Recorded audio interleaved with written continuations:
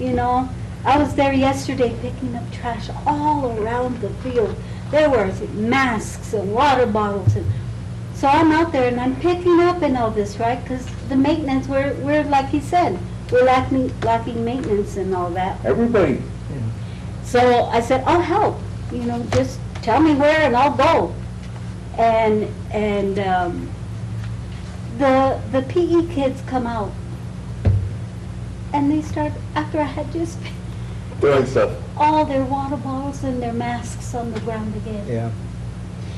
You know, and that goes back to we're doing a poor job of teaching kids about littering. Mhm. You know, when we wanted to, in the 60s, when we first started passing littering stuff, they would start with the kids and take it home to teach the parents. Mhm.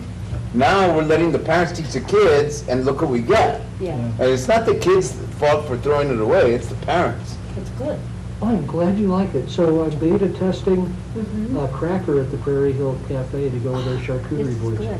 Those are good, Yeah. that's a really good cracker. Paul, you want a cracker? No, Christine, want a Matt? cracker? Thank you, yeah. We're on? Okay, thank you. Hey, Kenny. Kenny, Wasn't able to print the agenda. I just came from the school, so Well, we my have- apologies. We have a very short agenda today. I could go get you when you want one. No, The time is 1:05. There's four of us here at 7. I guess we can have a quorum to begin with. Can we have, call this meeting to order at 1:05 today? And would you call the roll call, Mrs. Arguello? Yes, sir. Chairman Apodaca, Present. Vice Chair Salazar, Here. Commissioner Ludi, here. Commissioner Einer, Present? Commissioner Madrid, Commissioner Philip Thank you. Martinez, and Commissioner Matt Martinez. With one note, Matt Martinez had left Albuquerque about noon, was going to try to be here as soon as he could. He said he might be about 20 minutes late. And Commissioner Philip Martinez emailed me and said that he was running late because he was alone in his office. He was going to try to get out here as soon as he could. So with that, what I'd like to do is, I guess we do have a quorum. So I'd like to move for the approval of the agenda. We have a very short agenda today. And I don't think we have the minutes prepared for the minutes of The 7th. August 17th. No, So sir. I think we can dispense of that because we're caught up except for that one. Well, So- we have 10 days to prepare draft minutes. Yes, sir. And then Yeah. the next meeting after that, they need to be approved or Yeah. modified. So with that, we'll have to sign up to some way. So with that, the approval of minutes is dispensed with. Do we have any public input today? No public input. No, but we can dispense with that portion of the agenda. Discussion items, we have one item that's a review and consideration of action on recommendation for revisions to the current city charter, and then adjournment. So with that, I'd like to amend the agenda to eliminate item 4 and item 5, the approval of minutes and public input from today's agenda. Do I have a motion to approve the amended agenda? So moved. Oh, sorry. Commissioner Ludi, I have a motion from Commissioner Ludi to approve. Do I have a second? Seconded? A second by Commissioner Einer. With that, we have a motion and a second to approve the agenda of today, Thursday, August 19th. So all those in favor of approving the amended agenda signify by saying aye. Aye. Opposed, same sign. The ayes have it. With that, we'll move on to discussion items. What we have is, I'd like to thank Commissioner Salazar for preparing or summing up those items that we had discussed in other meetings by the commission to be areas to be presented to the council for revision of the current charter for consideration. And we all know that this goes to council. And from there, council has the ability and the authority to go ahead and eliminate some of our revisions, or to add more revisions, or to revise our revisions, if you will, and move forward. And upon their approval, then it would be set for the public's approval in a referendum on each item, I believe. Right. So with that, then it would go to the voters in March. That's the next election. At the same time, we have mayoral and council elections. So this should be a fairly, it's a good thing it's out on its own and not part of a larger statewide referendum at this time, because of the number of revisions. If we have to present them individually, it's going to be makes for a long ballot. So that's one recompense, that we're doing this in March and not synced yet with the statewide election calendar. So we stand a better chance of passing these than we would in, well, I don't know. I don't know if we stand a better chance, because people have a lot longer time to review it. And as fickle as the public is, I'm not going to proclaim victory at this time, but you never know about what's on the John Q. public's mind at the time of an election or a referendum. So with that, again, I'd like to thank Commissioner Salazar for preparing the review, the proposed amendments, and I think he did a great job. We have, I want to comment also on the great job that the commission did as a whole. I think that you as commissioners, this is one of the finer bodies I've ever worked with. And we've got some great discussions. I learned a lot. Learned a lot about the city. That's great. And kind of cleared some things up, conceptions I had about the city, and wow, that's why. So it's been quite an honor to work with you as commissioners, and to represent the public at large, and to conduct this review as per charter.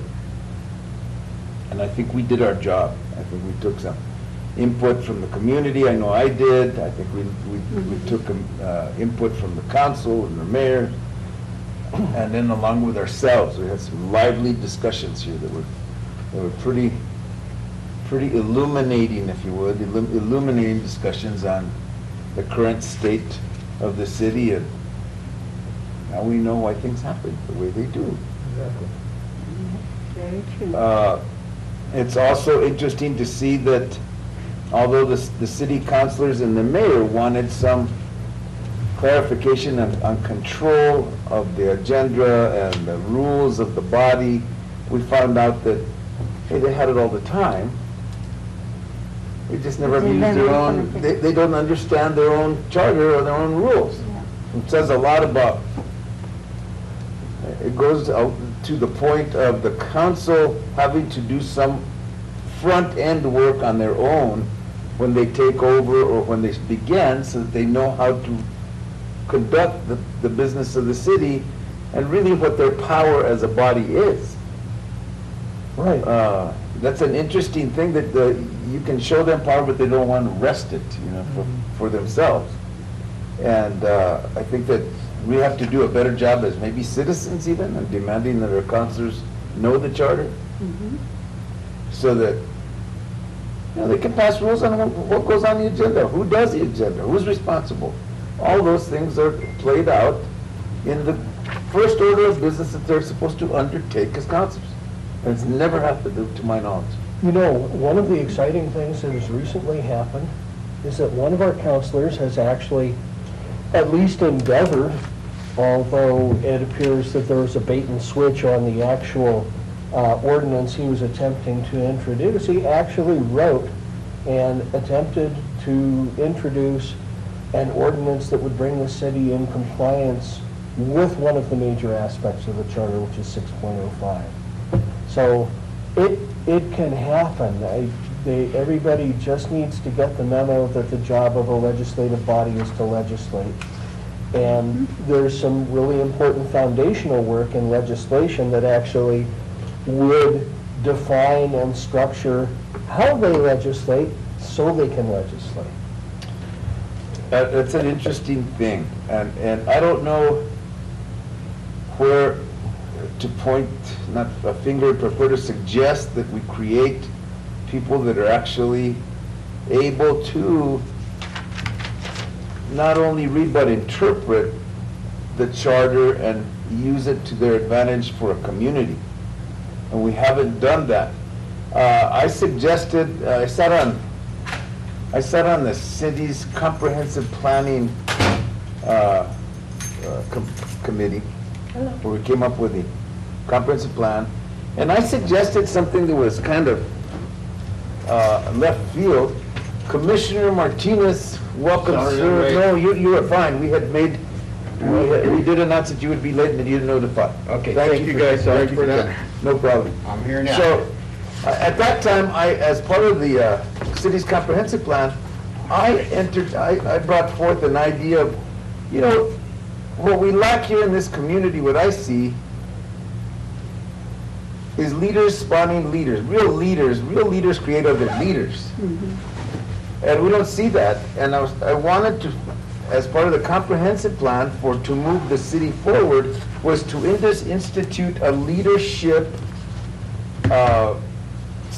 study or seminar every year for children and citizens in the community to learn how to lead.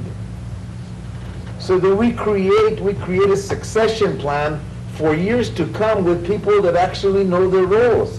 Because it seems to me in the electorate, whether it's for city council or boards or anything else, we're not electing the best and brightest, with no disrespect intended, to lead the community forward. They come there with other aspirations. They're seeking power, whatever that is, or they're seeking jobs for their family or something. They have other ideas other than the altruistic ideas of the office. And until we start teaching kids what it means to really live within a true society where they can adapt and adopt, we're just beating ourselves in our head because we're going to repeat the same thing. This morning I had the unfortunate misfortune of sitting on a disciplinary committee at Luna. I ran across one of my favorite quotes is Albert Einstein said the definition of lunacy is making the same mistake over and over and over and repeating it and getting the same results.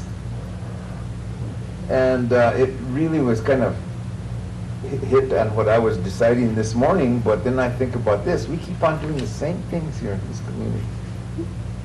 And it's really because it's not that we don't have the instruments to make the community go forward, because I think this charter really, for the most part, is pretty good. I mean, we need to define some stuff, we need to change a few things. But for the most part, it tells you how to proceed as a community, and it's kind of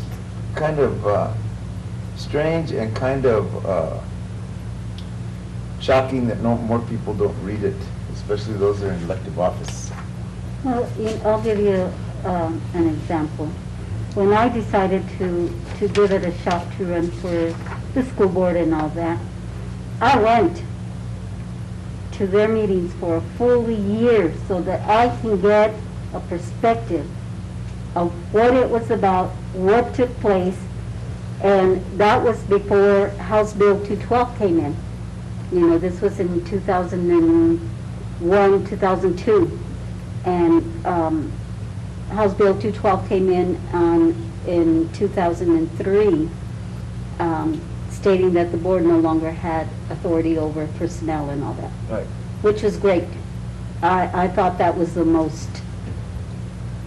best thing that they could do, because that exact thing happened, that they would hire their family and do all these things, because there was no accountability to what positions really were defined to the ones that were qualified to sit there. And we are the only entity, elected entity, that has to have at least 5 hours of professional development. That is the law.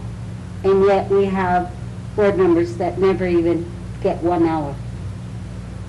And it's sad because this is where you learn the law that governs schools, when you go to these conferences and learn, and that. I didn't know what I was getting myself into. I mean, you know, and the learning process, because everything changes every day. Things change, and you have to be abreast to those changes. These are kids and staff lives that are depending on you to make the good judgment on their behalf when it comes to public money, when it comes to policies. So you have to be abreast. We have people that run for the board that never even came to one meeting, and they have all the answers. You know, and if you want to know what's going on in the schools, you have to attend these meetings. You have to learn. You have to take but there are, the way that elected officials are elected is they have no idea until they come in. And then they're overwhelmed. Or indifferent. You know, or indifferent, exactly. And it's hard, you know. I try to do my best that I can for the sake of who I represent. And ultimately, it's those kids that come to our school. That's who I'm in charge of. That's who tells me if I'm good enough to stay here or not. You know, and that, because ultimately, it's not for self-gratification, because it doesn't pay. $35 isn't enough to, you know, to pay. Well, that's the problem with a lot of these positions. They're really, you don't get a pay. It's a citizen body that you belong to, and you go there. And the reason they do that is that you can take it on, and you have some motive, hopefully for the betterment of kids in this case. Yeah. But all of these elected positions, they're not really well compensated. And, you know, we didn't go into that for a reason, and we discussed that at length as to why. Mhm. But it does two things. You're supposed to say, yeah, we're paying you because it's a service that you're doing, but at the same time, it opens up for things like graft and those type of things. So it's really kind of works against itself in a lot of ways. But we do have, at least we have some people that stand up for the electorate. I can't fault anybody who stands up there and says, you know, I want to run for this, and then they're subject to all the slings and arrows that come by them. Scrutiny that comes with it. Yes. And that's unfortunate. But with that, so Philip, Yes, sir. Gets you get a copy of the proposed I do. amendments, and I send them to everybody for your review, so you have some time this morning to look at them. And any comments? And again, we're still waiting for kind of buying some time. Well, of course, the first comment I have, or it's actually a question, have all of us had an opportunity to review and scrutinize this document? Well, I certainly have, I and have. I I went have as through well. it. As Greg was putting it together, we'd see, we were Right. kind of conversing back and forth and editing as we went as to what we remember happened. Greg? We can go through them one at a Yeah, why time don't- real quickly, Why don't we just go ahead? just to get the gist of it, and if there's any major, I do, before we start, I do have one question. On section 101, Article 101, we were going to replace the municipal corporation purpose and omit hours. Section 101, Yeah. We had talked about omitting powers.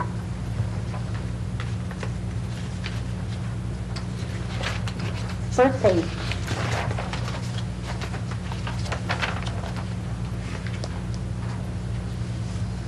You know how it says?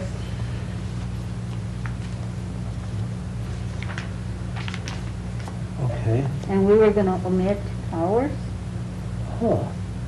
I guess my first comment on that would be a section heading Mhm. is intended to be helpful and to suggest the content of what follows, but it in no way is really part of the content. Okay. So I think that change would have no actual effect Okay. on the charter. It is a I just wanted to defining make sure purpose. that we're not forgetting something Right. that we had discussed. Excellent. That is a good catch. Yeah. Next one.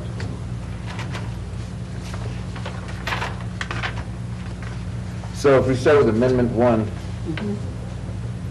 increasing the number of city councilors to 8.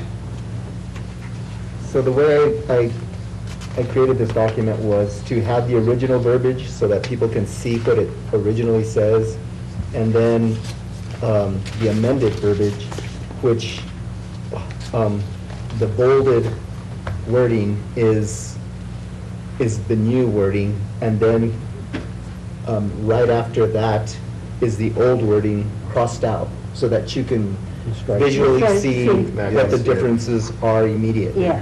And- So with that on the section, Article 1,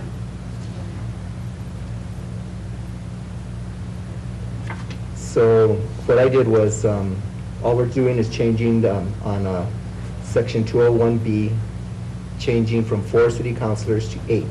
Right. So that was the only change for 201B. But Mhm.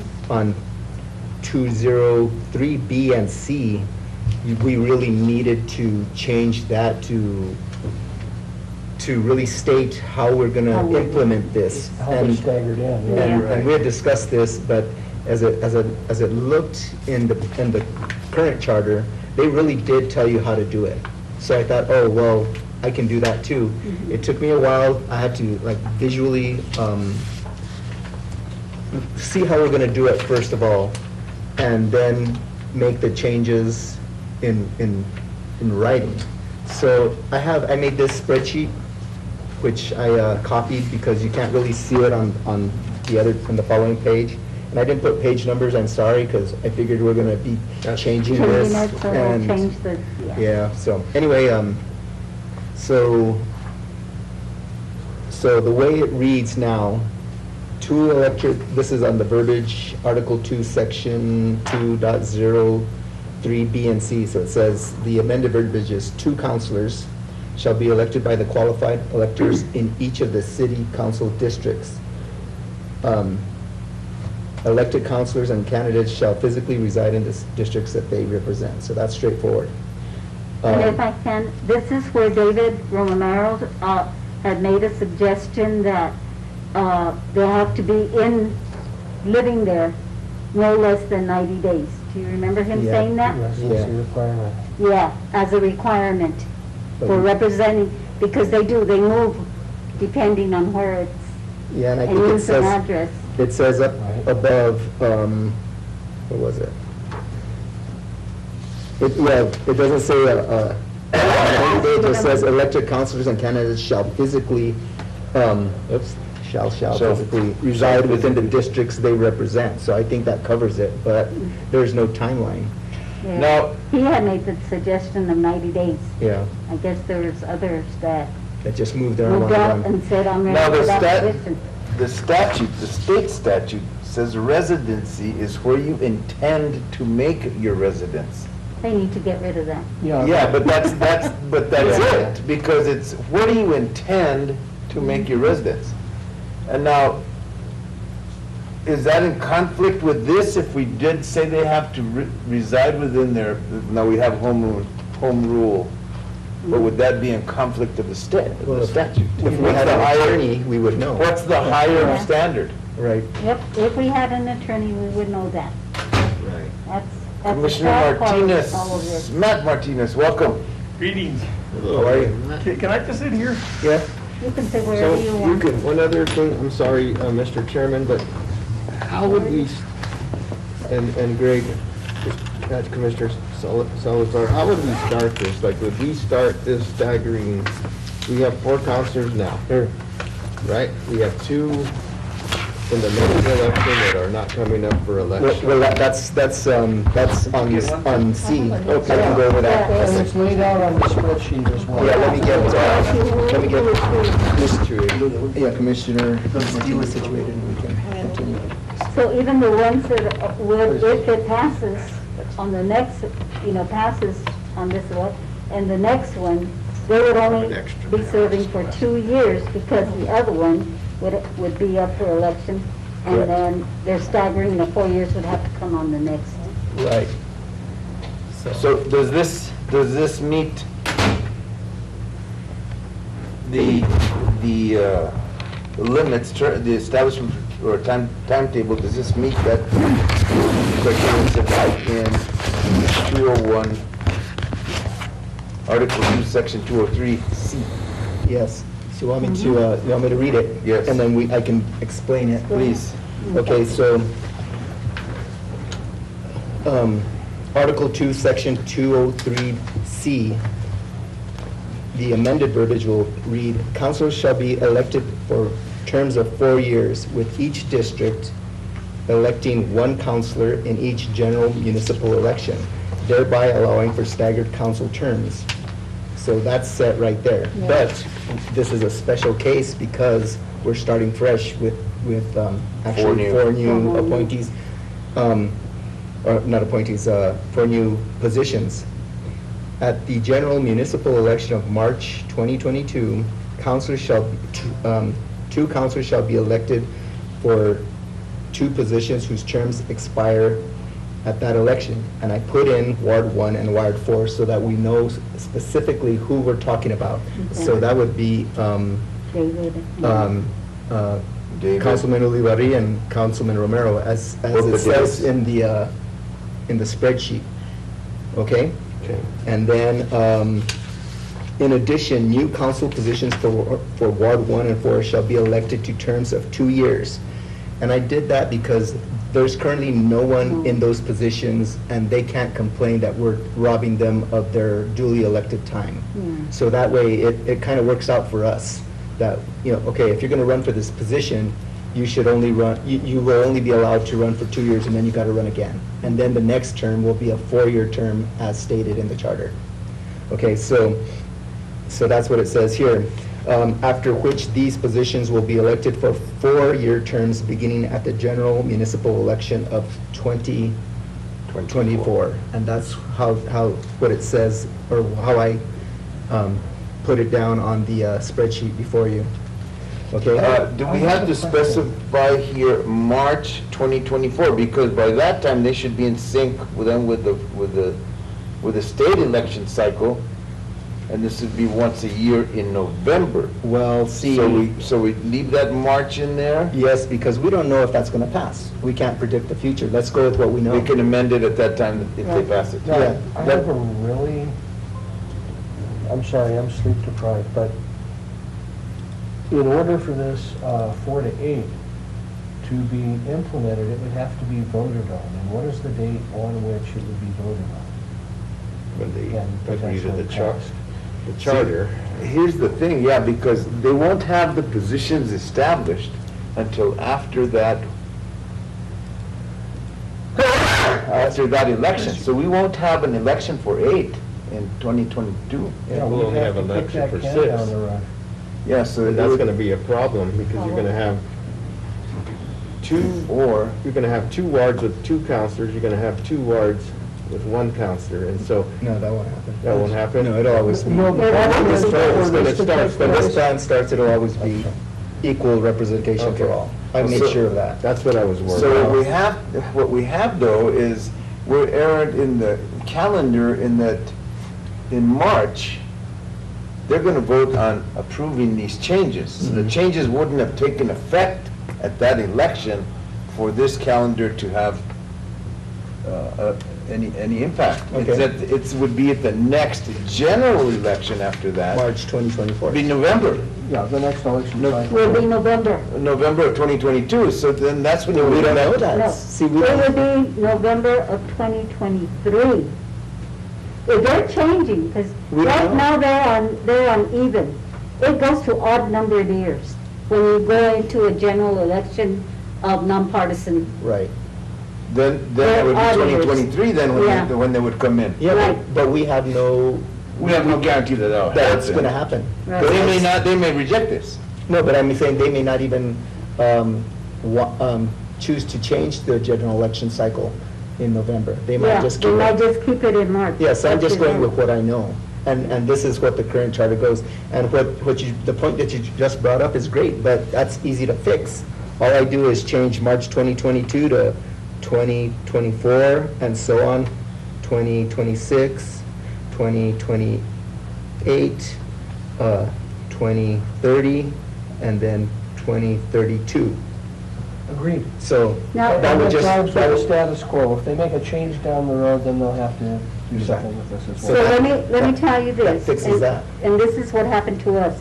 Because we were always elected in February, you had two in odd years and 2 and 3 on even years that ran. Hmm.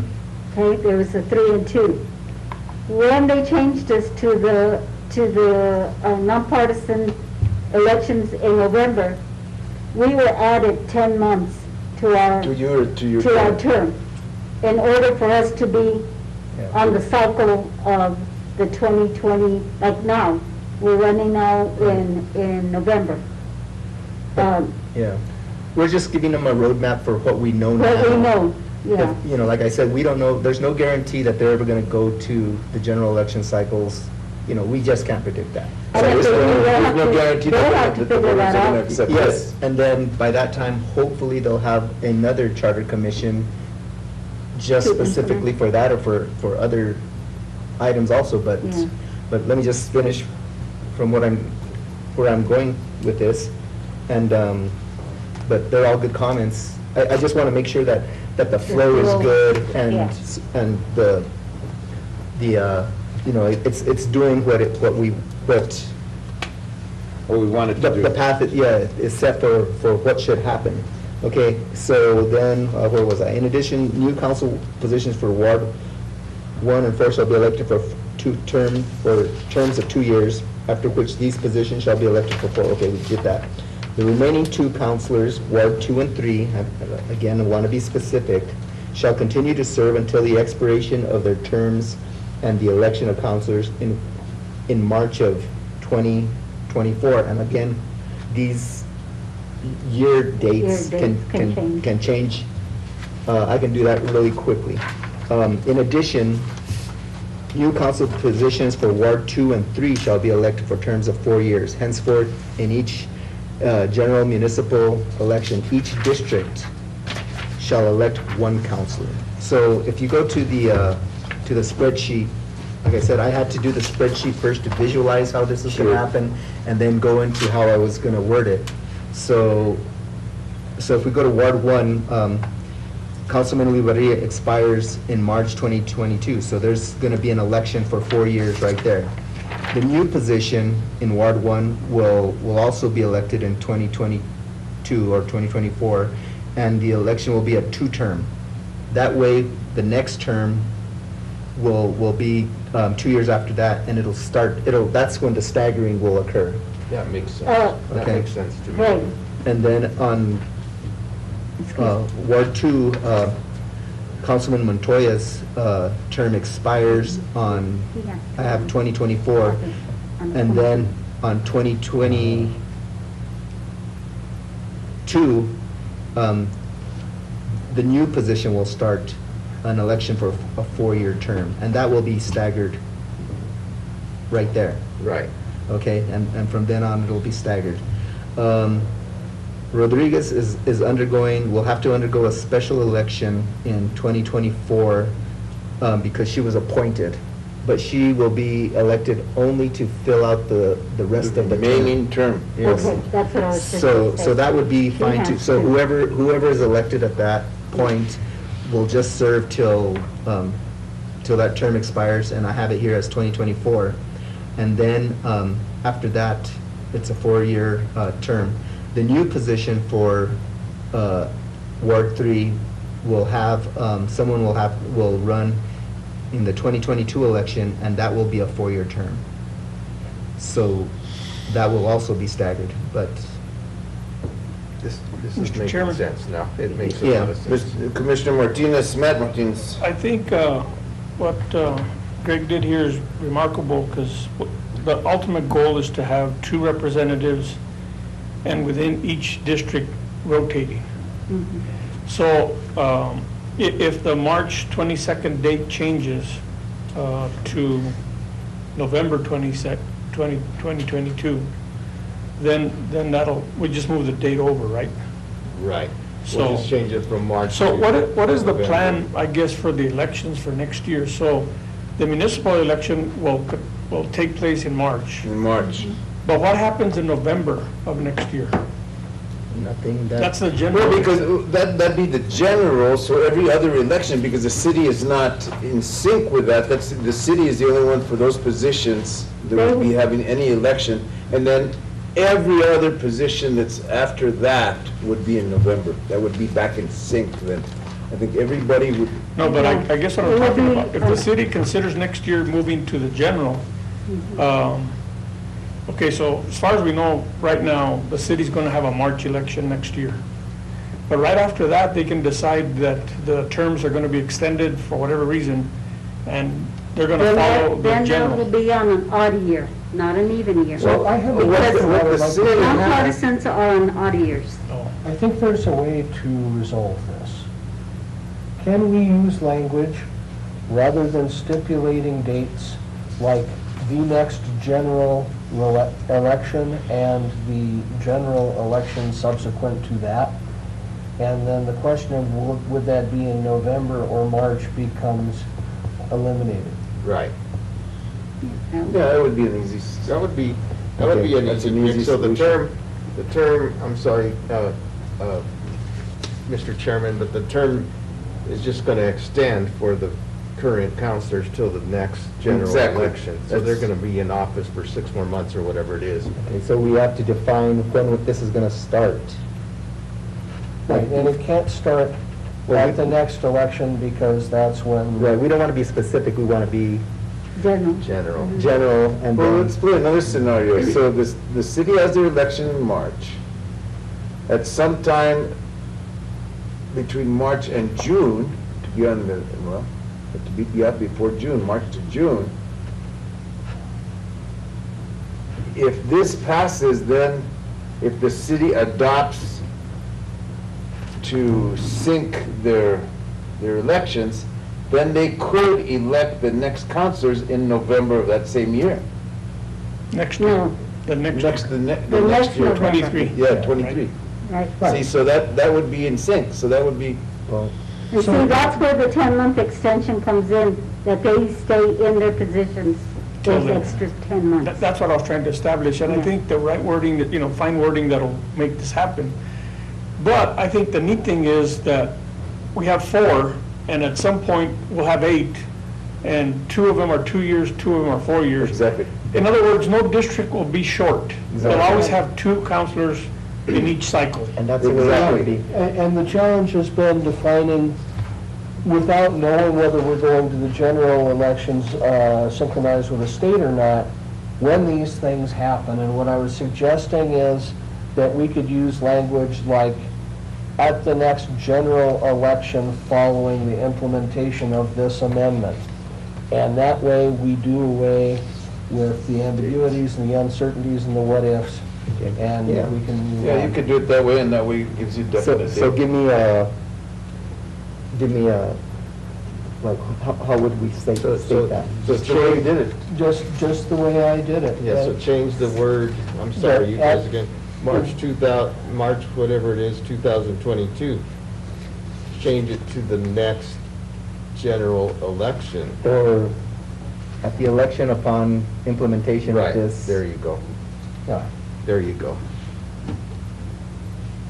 And I would put down that the idea is to allow 4 new counselors to come in at the same time, right? Staggered from 4 other councils. 2 of them at 2-year terms and 2 of them at 4-year. Right. Until. That's the goal. And that's kind of what it But says. that's what it says, if you look at, what I was Yeah. gonna say, and say that that's been defined. And up until the point where it gets into a rhythm, Then it's no then problem. it's not an issue Yeah. anymore. Yeah, because 4 counselors would run with the mayor and 4 counselors would run with a judge. Right. Right, Exactly. right. Okay, so at the election, upon the implementation of this amendment is the starting point. Right. And then how would I say, The subsequent general election. Yeah, the election subsequent to that, you bet. Yeah. The subsequent. subsequent, General well, it's election. municipal election, right? Because it is still stated as municipal elections previously. Yeah, we can't change it because they haven't changed it to be municipal election. Subsequent municipal election. Yeah, because we don't know, we can't look at the municipal, if they're gonna sink or not. And if they sync it with the general elections, it's still a municipal election. It's still a municipal. election. Right. There you go. And so I think it's this, I think the plan is correct, so long as they understand it, because it took me a while to understand, but now I know what you're saying. Yeah, it's visually, Visually, it looks good. yeah. It's easier to see it. That's how I had to do it in my head to get it done. Right. Okay, so good. I'm You did glad. an awesome job, Greg. Yeah, you Good did. work. Good job on that, because that was Thank very you. complicated. Let's look at Amendment 2, changing the election requirements from simple majority. Okay, this one was an easy one. We can all read the original verbiage, but the amended verbiage will say, "The election of all municipal elective offices shall be by the highest number of votes." And then it's votes cast for the particular office in question. The governing body shall, by ordinance, determine the procedure for breaking tie votes. So what I did here was, or what we decided, was simple majority defined as 50% plus 1 of the votes is removed. That way, it automatically, whoever wins, wins. And that's it. Highest number of votes, And simple then- majority. And then because of that statement and the way it's presented there, G just goes away because there will not There won't be be any runoff elections. Okay, And that's basically what Simple. mayor and the majority of council wanted when they gave us that. We only had one counselor that was, who had been involved in the runoff, and Yes. that's why it was kind of endeared to that, but otherwise, the majority there was simply, He just never made comment to it, right, Right. kind of, we didn't get a positive or the negative. negative on it. He just didn't comment to it. Amendment 3A, modifying the method of appointment of city manager by mayor and city council. This is where we had some discussion. right. And this actually goes to 3A through 3C. It's basically the same thing. Oh, yeah. If we can bundle that for the purposes of brevity. So, yeah. The mayor should provide a list of at least 3 qualified candidates whenever possible for the position of city manager for council review. And then we repeat this in the Well, other. actually, you had me, we changed it. Oh, We took out as possible. Yeah, it says the newer one, see, that's why I gave you the newer one, so you Where's the newer one? Give me the newer one. I have the older one. yes, the one, But I'm We're the old. one that we were, yeah. okay, so, You don't have to agree that I'm old. so, Okay. it's the mayor That's shall right. provide a list of at least 3 qualified candidates with qualifications as set forth by the city charter for the position of city manager for council review. The governing body shall select a city manager from the pool of applicants provided. The governing body shall enter into a contract with the city manager, which shall establish, among other matters, compensation, benefits, duties, and responsibilities. So, we had all Agreed on. agreed on 3 qualified candidates with, I had forgotten that part, with qualifications as set forth, and that's where Right. our chairman had corrected me. I Okay. put that in. And this seems straightforward, and I think we We have discussed this, and I Yes, we think this did. represents exactly what we discussed, and I would suggest we accept it if there's no reservations, Or- and move and- on to 5.05. And in keeping, Would it be in more? keeping with that, 3D, before we leave there, remember that there was a compromise between the mayor's position and the council's position, that we have some kind of a compromise in there so that the mayor isn't cut completely and the council isn't left out in the dark either. So we're both, it's a win-win for both. But we had also the conversation of what happens if you don't get 3 candidates or Right. applicants, So maybe you could put, if possible. That's why I put the yeah, if the possible. word if possible, Or if- or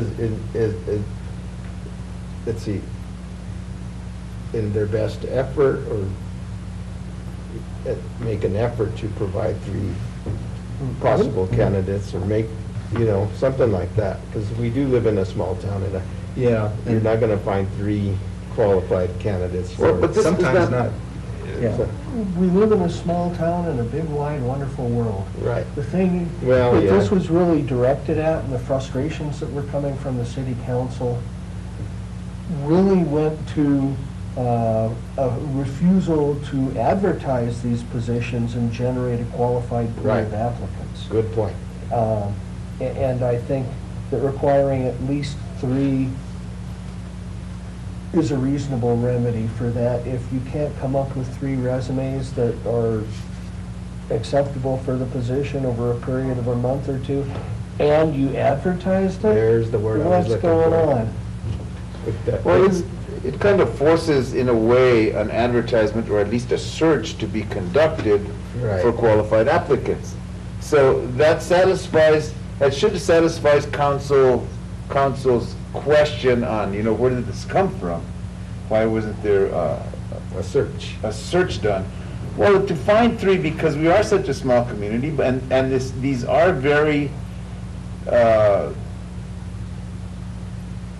kind of specific positions you're filling with a specific set of qualifications, it forces you to cast a wider net to come up with 3. Right. So, yeah, we are a small community, but you're not limited to the community. Right. We're gonna go as far as we can to find people that are qualified for these positions. Okay.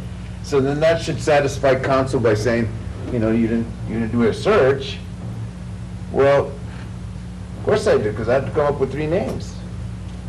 Right, it's intended to push us past cronyism, and I think And I think the word advertisement Fits in. is the best word you can use, if it can fit in there. Should advertise and attempt to attract 3 qualified candidates to fill the position.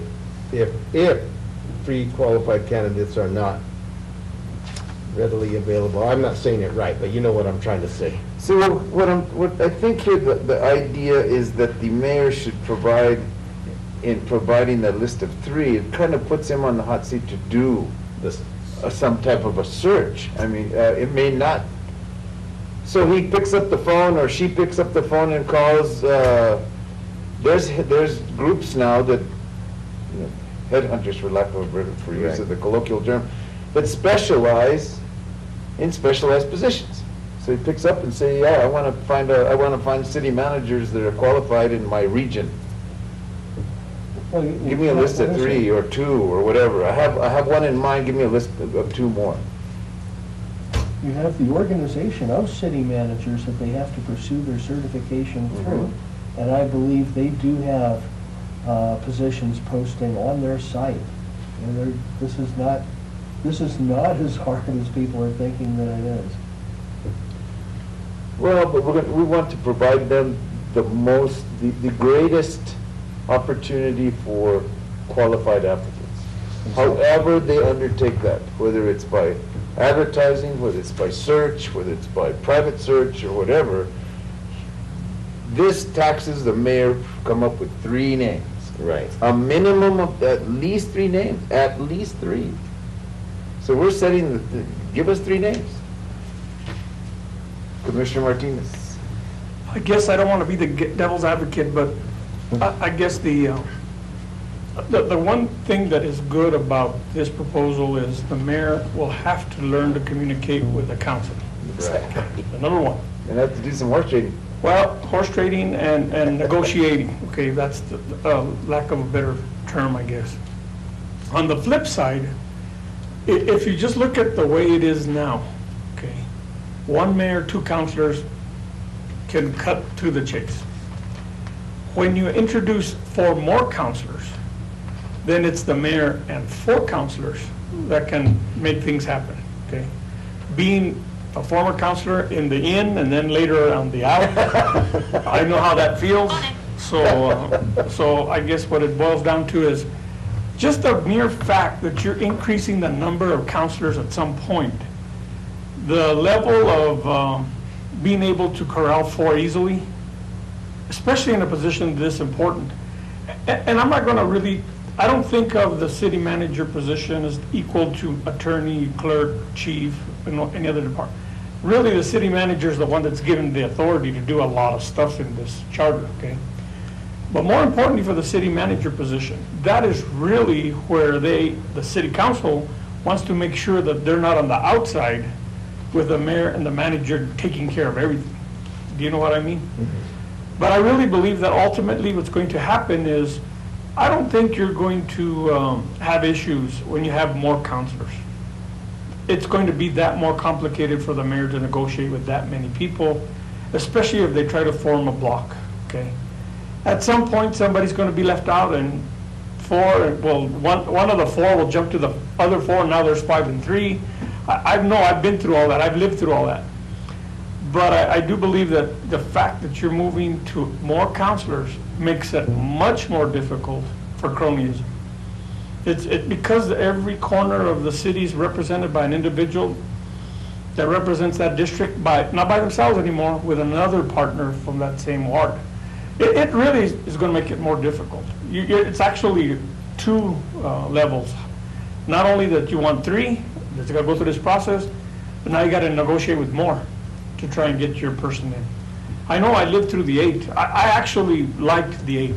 The 4, that's too close to a dictatorship. Right. I think we've talked about how the 4 are not only more subject to manipulation, but more subject to groupthink than 8. But I'll be the advocate against the devil here and say this is a belt and suspenders thing. This also compels, once again, a bona fide employment search for qualified applicants, and I don't see that there's another way to do this, actually. Well, what we're trying to get away from is what's known as Hobson's choice. And Hobson's choice is you have 2 choices for dinner, take it or leave it. That's actually not a choice, right? Depends on what you wanted me to take. So, But Mr. Chair, at the Tuna or potted meat. but at the end of the day, what if the mayor decides that he's got 4 names in a box? That's his selection process. doesn't say how he's gonna do it, as long as they're qualified. You know, he could say, I'm going to pick 3 of the names in this box, and We're not specifying, there's no specification Yeah. here as to how he comes up with because he it. could come up with Or it. she, he or she. Can come up He any or way she they can want. come up with 4 names as long as they meet the minimum qualifications as prescribed in the city charter. So, either way, you should get more qualified candidates, and with this, and having 8 counselors, and you have to make at least satisfy 4 of them, you're probably gonna go for the best qualified person you can to be able to get him through, he or she through. And see, I guess I saw and lived through where the mayor would put one name out. The council will reject it. They couldn't do anything at that meeting, especially now with open meetings, act. You have to wait till the next meeting, okay?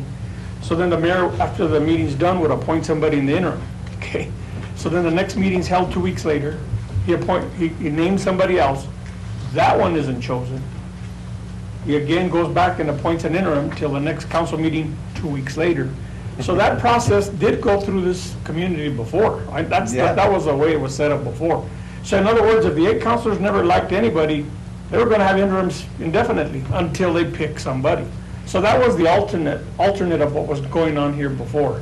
So the hope was that the mayor picked the right person in the first place, that hopefully the council would be happy with, and the majority of the council would be happy on the onset. Well, again- So that was the opposite that was happening before. Again, that places the burden on the mayor to choose somebody that's qualified and the most competent person to bring that's gonna really, hopefully, get the majority with it. Well, what's going to eliminate is not having the wrong person put in, because that happened before, or maybe a number of times, right? That wasn't qualified. More times than I care to contemplate, actually. But we can still have that happen. Right now, the only thing the city council can say if they don't say yes is no. Right? And the mayor is still compelled to come up, if that's the case, with another candidate, and there still has to be an interim. With another list. But But it doesn't have to be another list. it doesn't have to be another list. If they say no to one, they have 2 more to consider. Wouldn't the sitting manager stay on? Or does that sitting manager, the minute that the new mayor is elected, they're gone? It depends. I mean, it's up to the mayor. Yeah.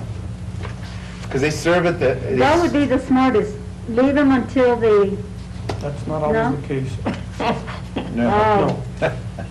well. You're placing too much confidence in our I electorate. want to see the government people, that's Mr. why. Aaron, we'll recognize you for that. There's one thing I would just have you guys consider, and it's because we've been trying to fill a number of positions here at the city for the last year and a half I've been here with extreme difficulty. And the underlying assumption that I would just draw your attention to is there's an assumption being made with what you guys are working with. I think it's a great outline, but I guess the assumption we need to be careful with is that we're gonna have people who want to apply for these jobs. And I can tell you, after interviewing, I don't know how many PIOs and how many different people for some of these positions, the people who are applying from outside of the state or outside of Las Vegas, the wages they're expecting are way out of sight. And so we're having an extremely hard time. And you've seen the council express frustration, well, why can't we get these positions filled? Right. People aren't applying for these, I mean, we've got some decent positions. The council wanted to create a position that was $150,000 for somebody at the water treatment plant with the proper certifications, and we can't get any, not only can we not get people to apply, we can't get people from the bottom to move up and take those tests. So just be careful with the underlying assumption that if they throw the job out there on a website somewhere, we're gonna have a bunch of qualified applicants. You'll have a lot of applicants, because Rio Rancho had a lot of applicants for their city manager, and they hired headhunters, they did all that, and it just became a revolving door. So it's tough to operate under that assumption. Back in the old days, yeah, we had a lot of good people apply for each of these empty positions. It's not the case these days. Well, So we're you're seeing settling that. for less than. Yeah, we're seeing that in a lot of industries, where, we can't fill positions. And it's the sign of the times right now because of the current conditions and the current things that are happening health-wise. So people are not applying. I mean, we have stimulus that's gonna end here in a month, or less than a month. I think is gonna open up a floodgate. But for qualified positions, I heard an interesting statistic. It was, I think it went last night or night before, watching the newscast, and said that middle to upper management was seeing a decline. People just saying, I'm not going back to work. And it's upper and middle. And so you're talking about really high salaried people are saying, I discovered I can work from home and do it and freelance. To use an example, we have trouble finding faculty here because of our low wages. That's just the way, and K through 12 steals them. But, We only got one this year.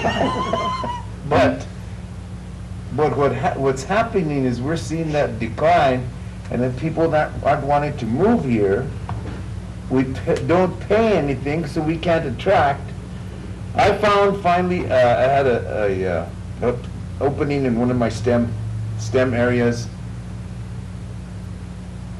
I had an applicant that dropped out, and I got an email from some person that is a professional adjunct instructor. They're doing gig work from their home in Florida. This person's in Florida doing it, and she's working for Grand Canyon University, Concordia University, Luna Community College. I asked her, why Luna? She said, I never worked in New Mexico. I wanted to work there. I found Luna. And so I hired her, but she's a professional adjunct instructor, never sets foot on your campus. And they're available. And they'll work for lower wages because they're not moving from their desk. That's money in the bank. But if I may, what we're trying to remedy here is a situation we have historically seen played out where, and Mr. Aaron, to be blunt, we've seen it in the seat you sit in, multiple times where the city attorney is fired, and because your position is enormously powerful in terms of being able to steer actions of the city council, the mayor is not looking for the best legal mind. The mayor is looking for someone who will back his or her play. And so what we end up is there's a yes or no appointment for somebody who's really not good for that seat. And if you have a better idea than requiring multiple applicants be presented, please share it with us. Yes, Because that is really toxic, and I Well, don't see how elections to have fix it. consequences. I mean, look at the federal level, look at the state level. When the governor got elected, she didn't have to go to the legislature to appoint her in her cabinet. That's not the way it works anywhere. Now, if you guys want to check the mayor's power, that's fine, but who's going to check the council's power? Yeah. I mean, it's a shoe that cuts both ways, and so I guess what I'm saying is, there's elections have consequences, so when Mayor A wins, that's the agenda that's gonna get pushed from city council. Now, you're right, the council can push back on that, but elections have consequences, and if elections aren't gonna have consequences, you're not gonna have any qualified people running for mayor because the mayor's neutered. All the mayor can do, I mean, the mayor can't do much more than just be the Robert's Rules of Order guys and conduct the meeting. I understand what you guys are trying to do with checking the mayor's power, but you gotta understand as well that there's no checks on the council's power. The council can run away with this thing and neuter the mayor, and then what are we gonna have? We're gonna have a style of government that has no executive, that's strictly legislative. And if that's what they want, then that's fine, but just know that you're heading down that path. But by bringing this, it's really a compromise from a position that the council is taking.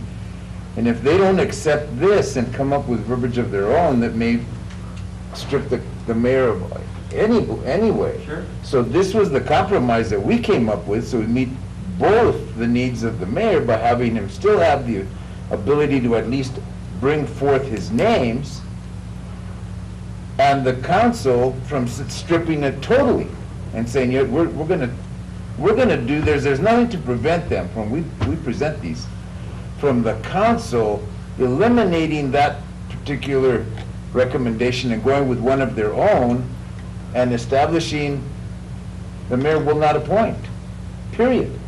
So this at least was our attempt to basically satisfy the council and not clip the mayor. So we're not cutting the mayor's power. That was not our intent at all here.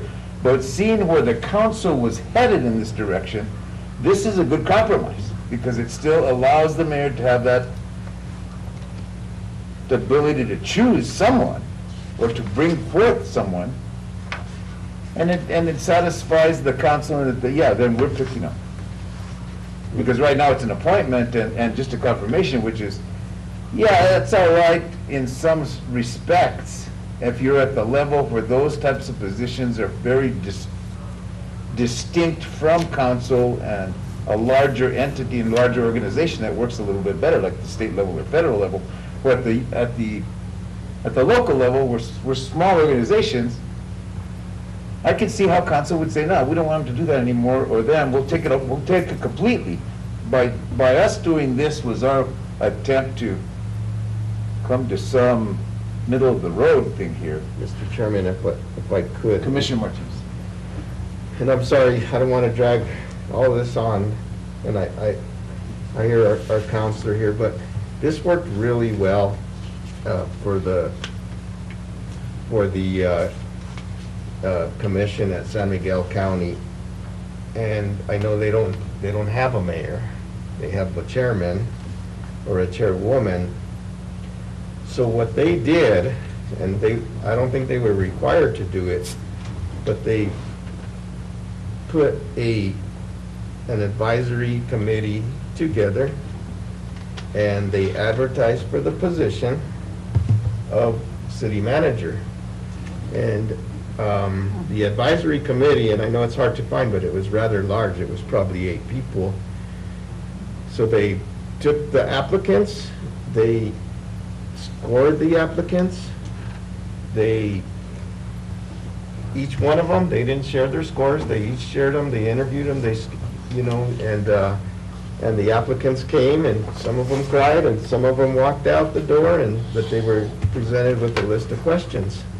And so, I guess what I'm getting to is, if the mayor could put his own little council together, put the ad out there, get the council together, his council, and it could be in conjunction with the commission, with the counselors, whatever.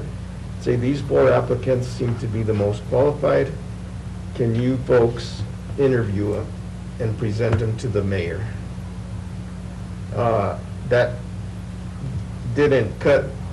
wouldn't cut the mayor's power off, because he could actually say, I want you to go interview, and the commission was not committed to selecting the person that the advisory board scored best.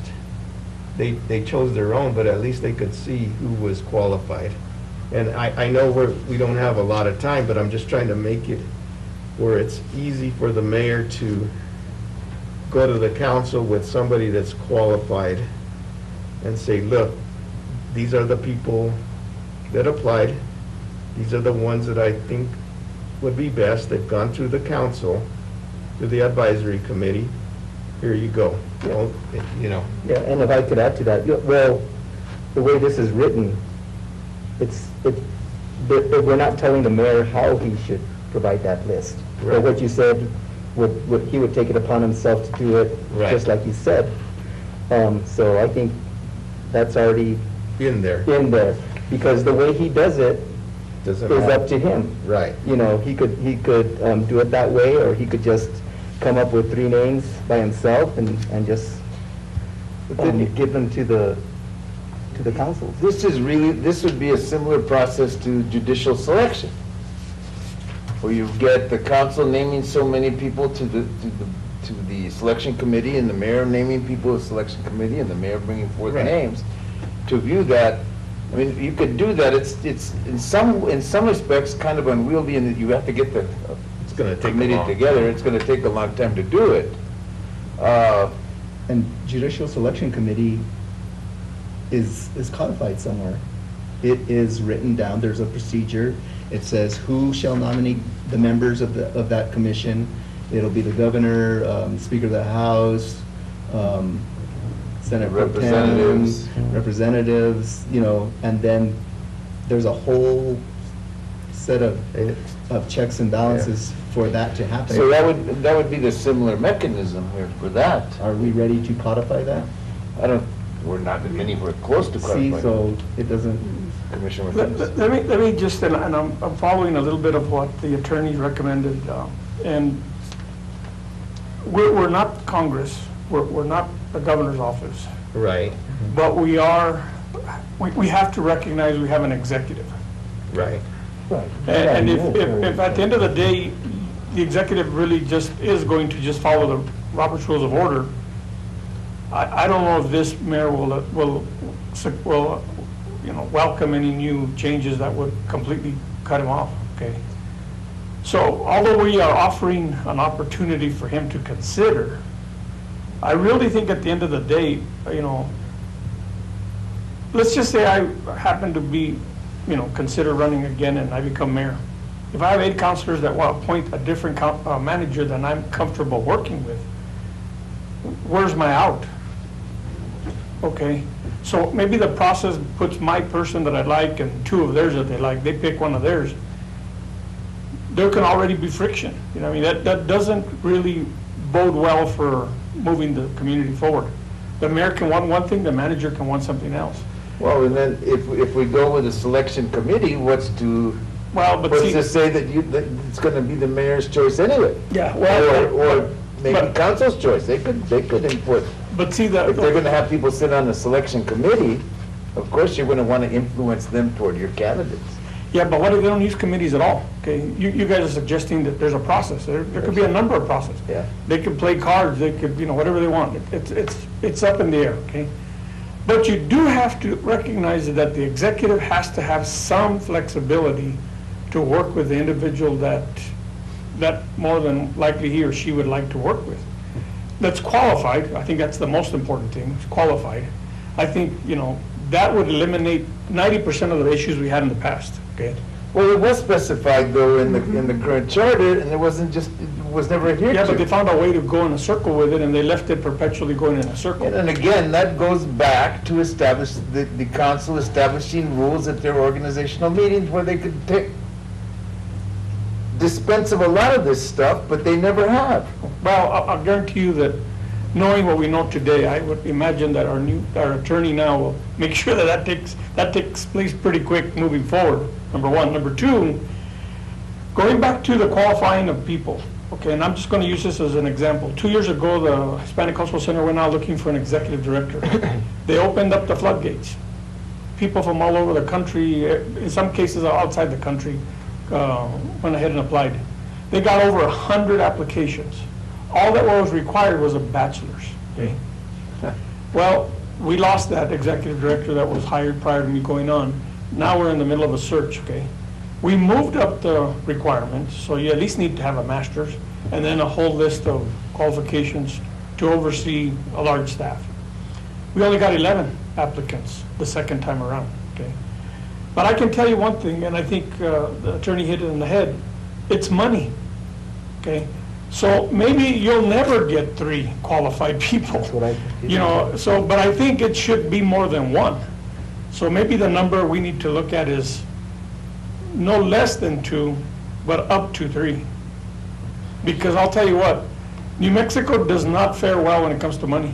I mean, the position we're trying to fill, under 100,000. What it would, what they pay somewhere else in another museum somewhere else across the country, 250. 300,000.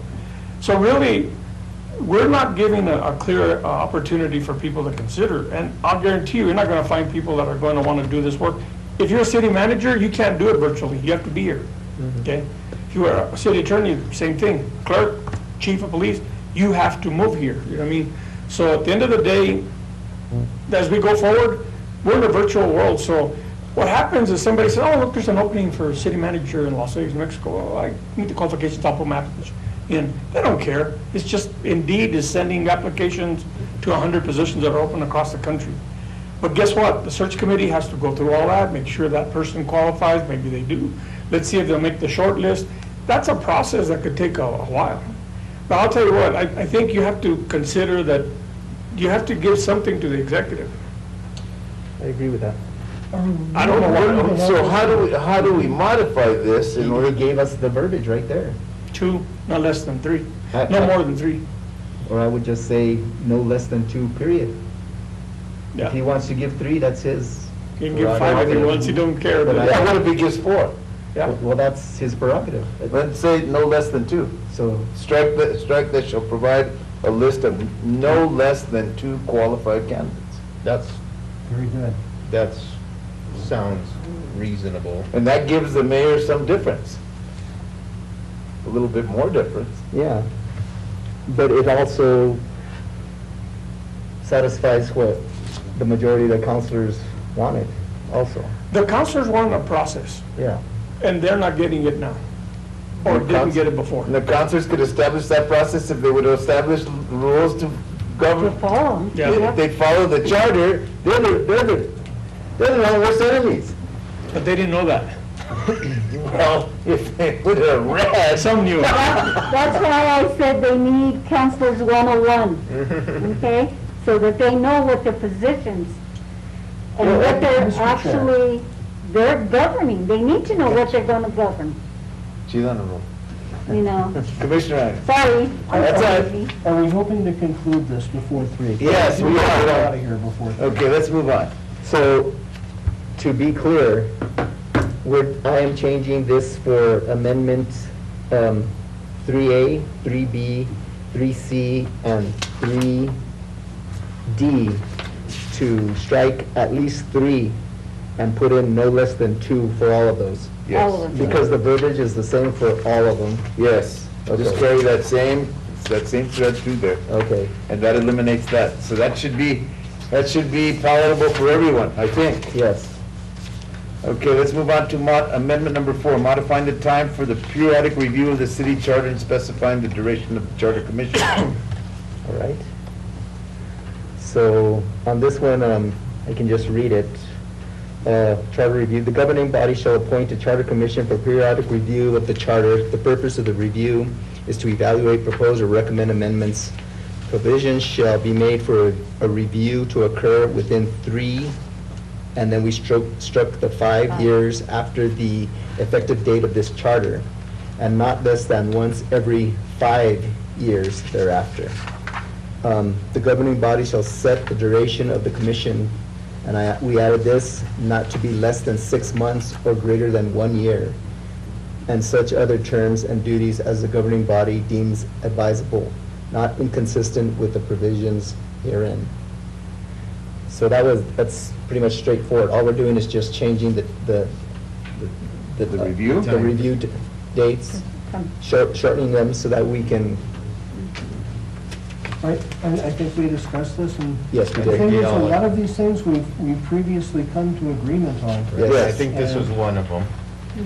And not less than 6 months, because we decided that, we were supposed to be here for less than 6 months, I believe, and, It's not enough. it's time. not enough time. And then we have other recommendations. And these recommendations were Commissioner Einer's. All I did was basically cut and paste his document into these, into this. And then again, here section. again, not to go on, but it's really that they adhere to and really learn the charter. I mean, when you get down to it, you gotta read this thing, and this specifies what we're recommending you to do. Right. Some of the charter calls for foundational work. And by foundational work, I mean that the governing body needs to establish and define how they themselves do things.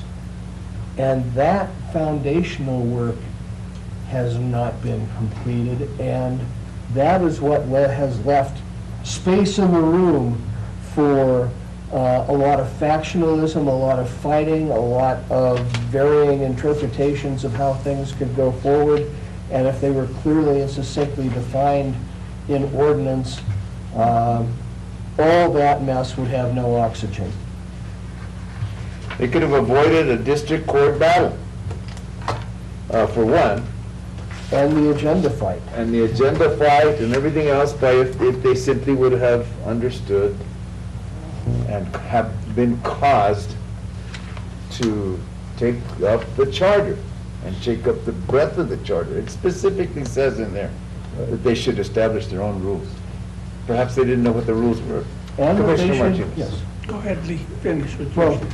and also that they needed to, by ordinance, clearly establish the process for introducing and enacting ordinances, and I would add, amendments and repeals as well.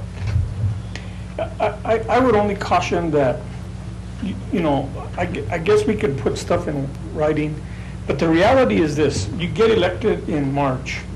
The organizational meeting takes place in April, okay? Now, I do believe that the organizational meeting needs to address some stuff, okay? City manager appointment, you know, maybe review quickly the mission of the city and that kind of stuff, which are things that can be changed literally at any time. But when you get into the top 10 priorities, before you've ever met with anybody, it becomes a negotiation live, okay? So I would suggest that maybe we include here some wording that we at least give them an opportunity to meet, maybe break into a subcommittee or even have a work session to come back at maybe the second council meeting and put the list together.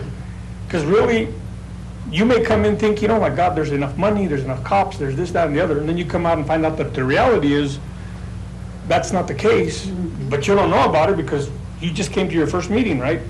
So really, what you really need to do is give the new city councilors the benefits for the veterans that are still on, the other 4 at some point. Give them an opportunity to catch up. Because I don't think you can come together with a quick 10 priority list the first meeting and you've never talked to anybody about anything. So I think you need to at least give them an opportunity to put that list together with an opportunity to get caught up. So how would you affect that then? I'd What say- would your language change is in that, 1 month from the organizational meeting. Well, I think we're missing some key language here. And that is the top 10 priorities that are reviewed are of the previously elected governing body, and that just facilitates continuity between administrations. It's not saying that at the organizational meeting, you have to come up with your own top 10 priorities for the new administration. That is a proposition that's actually not in here. They can hand you those top 10 priorities in a piece of paper when you win.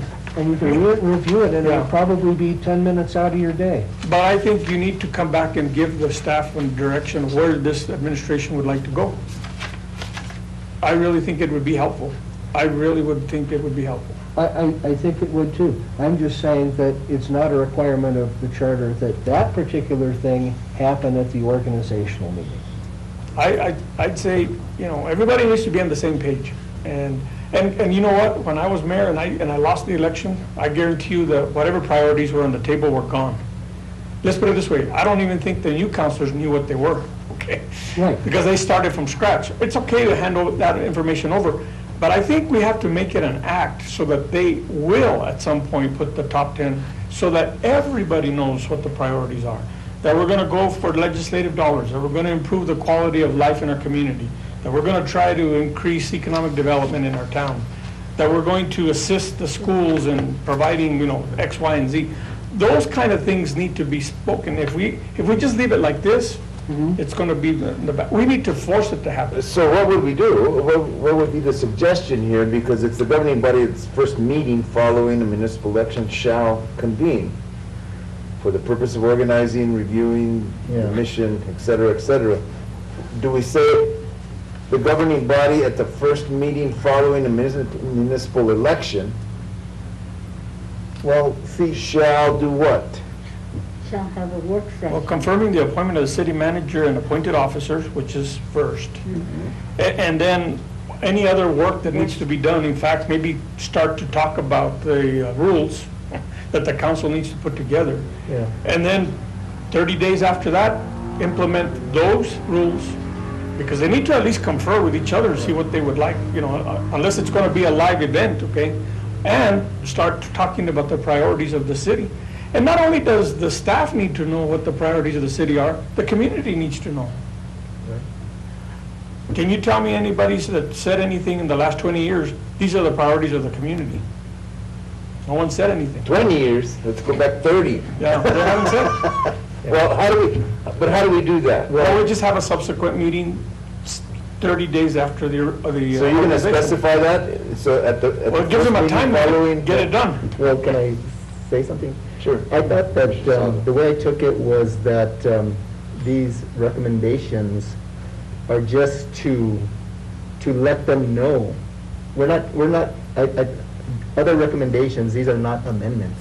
They're just, we're not changing the verbiage of any of this wording in the charter, but we are making points to say, hey, This is what was. this is what the charter says, and this is what you should be doing. You know, we're not changing. Right, this isn't changing. This is just more like informational for them, like, oh, we should be doing this. We haven't been doing it. Right. You know what I There's mean? also a retreat, am I wrong? That could take place within 3 months. And that could take place within 3 months, and arguably a retreat of longer duration with a little more time to prepare could address the things that you're talking about, but I don't even know that we need a charter amendment to make that happen. Right. I do think that if we have the black letter of the charter requiring certain things to happen during the organizational meeting, we should do that. Because es la ley, right? Yeah, well, but I'm just saying, make it date certain. If it's 90 days, that's fine, but let's not forget that the community, the staff, the world needs to know what's going on. Should we recommend that the council take that on and decide that for themselves? Well, I thought that's what all The of this- recommendation what the is. recommendation is. We're just bringing it to their attention. I'm questioning whether we need to go to the length. Because then we'll have to, we don't have any more time to, Yeah, we've got to start from scratch if we were on trying that to. one. Yeah, I'd say that, let the recommendation stand, that we're not, it's not a proposed revision, but a recommendation, and let the council deal with that. Yeah, or You know, they should find their own, it could be, get their own ducks in a row, if you will. it could even be called a criticism of what's not happening. Well, it could be, Well, yeah, we could frame it in a number of ways, but Right. what we're really doing is pointing out those areas where there's not an amendment needed, but But if the it- city needs to come into alignment with its own Right. city charter and its own laws, Like, and establish the things that would enable it to run yeah. more efficiently. For example, recommendation 4, Police Advisory Commission powers and duties. We give what the charter says, and then it simply says, this has not been done. You know what I mean? We're just giving them a hint, like, look at it, you're supposed to be doing this, but you haven't done it. That's all we're trying to say. We're not changing any other the words. charter, We're not we're just changing the making charter. sincere recommendations that they should look after. Bringing it look to after their that. attention Yeah, as part of our, we're calling attention to it. yes. With that,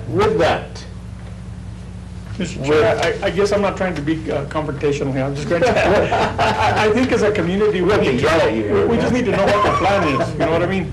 Because I'll tell you, we've already had a charter, and you all know how much they followed it in the last number of years. Currently, right now, we're doing the best we've done in many years, that they're following all this stuff, and that the mayor and the council are working together. That's what we want, okay? But at the end of the day, maybe we put it on the list of the rules for the city council to consider, that they put together a priority list, that they put together the retreat and those kind of things. Why? It's all helpful. Why? Because the community needs to know. no, and I duly agree. I think that you bring. But if you're asking for them to do top 10 priorities that at the organizational meeting, thank you very much for the information, we'll think about it. Yeah. Well, and Well- again, that's not what the charter is saying. The charter, it's more a continuity of governance, where at the organizational meeting, the governing body is made aware of what the previous governing body considered to be the top 10 priorities. Again, that should take you like 10 minutes reading a cheat sheet, and there's virtues to that in terms of moving forward in the same direction. That's what's required by this section of the city charter. It doesn't say that at the first organizational meeting, you have to pull the top 10 priorities of governance out of your backside. That's not what. But you're requiring, you're asking for an action to review. You're asking for something to happen. You know, Mr. Chairman, if I may, and I've only been here for maybe 3 meetings, maybe 4 at the most. And what I've seen and what I've heard, as the charter doesn't mean nothing to us. It's nothing, it's a piece of paper, you might as well take it to the bathroom. And the city is not following the charter. And we've learned that, and we don't know how to make them follow the charter. And the little changes that we've made aren't gonna mean anything unless the counselors and the mayor follow the charter. It's a suggestion, that's what it is, I'm just gonna quote you, it's a suggestion These to are us, that's all it is. So how do we make them follow the charter, whether they accept our changes or not? See, and that's what the whole reasoning behind the citizens' ability to form and change a charter at their behest by petition. We always have that in the citizenry to force them to do something. It's almost like a writ of mandamus. I mean, you're gonna force them to do something. But in this case, do we have anything that's gonna say they're gonna follow this? No. No. I mean, they do a good job in some areas. We've seen them do a wonderful job in some areas. In some areas, they haven't even, what the hell's that? You know, and so, I mean, we could sit here and argue about recommendations and about what we're gonna do, but I think we've done a lot in the period of time, a lot of this. Right. And to cut to the chase, we have before us, I'm gonna call an end to discussion, we're getting close to time here.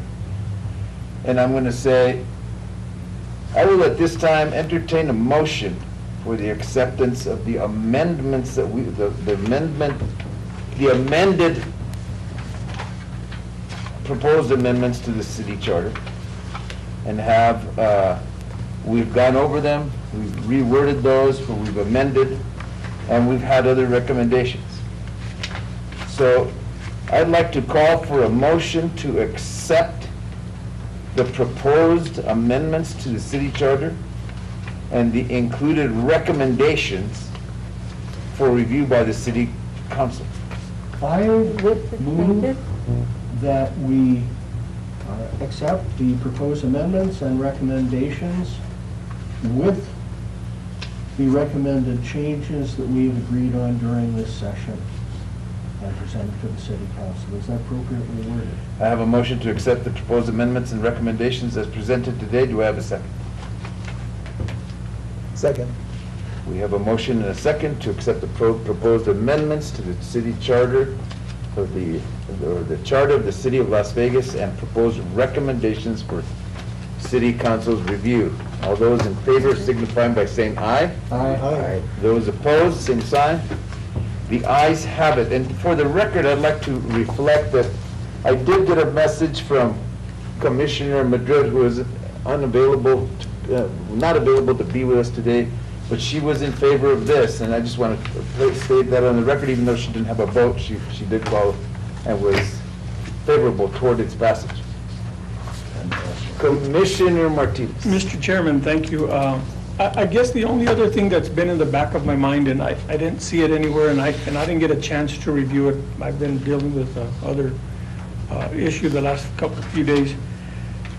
We want to make sure that there's enough teeth to cover when they don't do what they should. Right. And I don't know if that needs to be done at this level or recommended between now and the time the council reviews the document. But we need to make sure that the teeth is there and that there are consequences when you violate this And charter. perhaps that was the biggest question that remained that I see of this commission, is that we struggled with that. And that's where we wanted to see some perhaps outside perspective, and we didn't get it. And so that's one of the glaring areas that we didn't tackle. We all agreed that we need to do something. We could never figure out, well, how do you do it? Right. And in my reviews of charters from other communities within the state, even in other states, I found nothing. Now, there's got to be some way of implementing it. I just don't know how. And I struggled with that.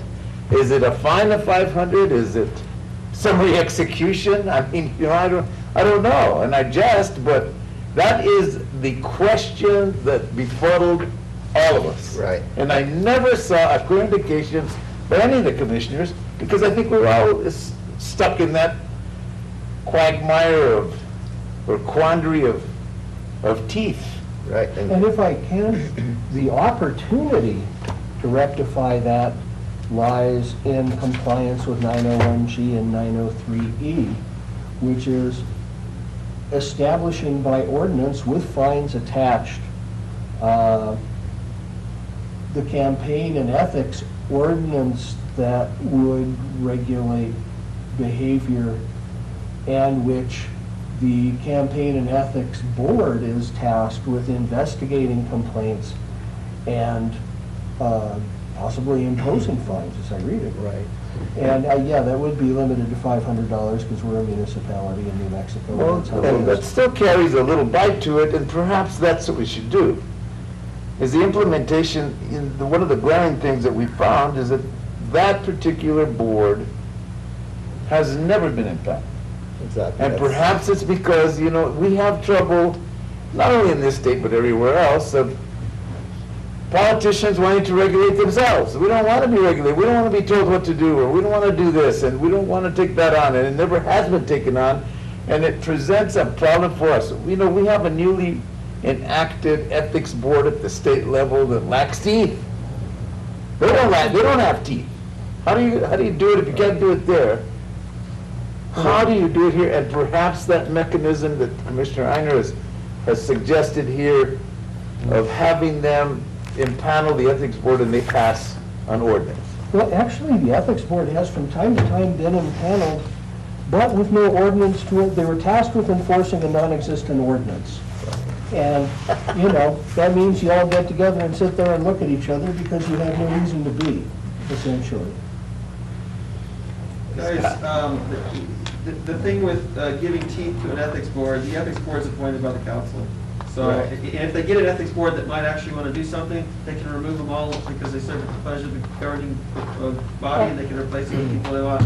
The only way that this has ever worked, and the reason you don't find it in any other city charters or constitutions, because the remedy for when someone violates the charter or the constitution, whatever the governing document is, nobody likes this answer, but you bring them to court.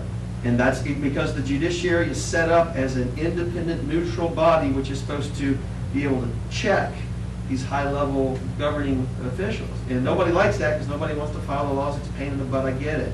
But I'm just saying, that's the check you're looking for, because the courts can spank counselors. Right, and They then can that's spank- where the foundation for open government comes in. But in the short term, we're in non-compliance with the charter that we have, and in the worst possible way in terms of optics, because we have had a series of governing bodies who refuse to enact the ordinance that would enable policing of their own behavior. And whereas that process may not be perfect at this point, it is the law of the land as far as the city of Las Vegas goes. And the fact that we've kind of tiptoed quietly away from that for 10 years, it just looks awful, Scott. I hear you, I understand you. It's one reason I became a lawyer, because I spent a previous career where I felt like I was unempowered to do anything, and I was frustrated. So I said, fine, I'm gonna go to law school, and I'm gonna figure out how to get stuff done. And that's what motivated me, and it still motivates me. And I know that lawsuits are expensive, and you gotta deal with lawyers, and lawyers are always the worst breed in our society, I get it, but that's how you force change when you don't feel like there's any other change. And that option is always available, and I guess we could fight this fight another day. What I'd like to do at this point, though, is I'd like to thank you as a commission. As I said before, this is one of the finest bodies that I've had the pleasure of working with. You've made my job as chairman very easy. We had some lively discussions. I learned a lot. I enjoyed this process. I would invite you here to the first city council meeting of September, where we present these to the council so that you can be recognized as commissioners. I salute you. I thank you. You've done an excellent job, and again. I wish we would have had And more after this, we time. had another email thread that we had to talk about as individuals after we adjourn. I'll take your contributions and we'll move forward from there. But with that, I would entertain a motion to conclude the business of the Charter Commission. And thank you. So moved. Seconded. We have a motion to adjourn and a second. All those in favor signify by saying aye. Aye. Those opposed? Commission Thank you, adjourned. everybody. Thank It was you. a pleasure. Yes, it was. It was good. It was fun. Everyone. It was fun. We had fun. Mr. Chair. With our-